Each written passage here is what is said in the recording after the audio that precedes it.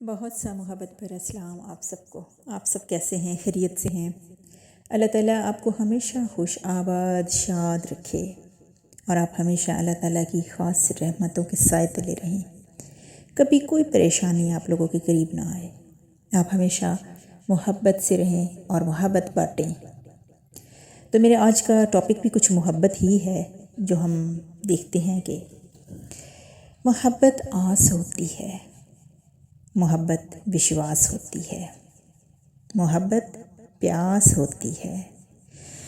मोहब्बत को न कुरी तो ए लोगो,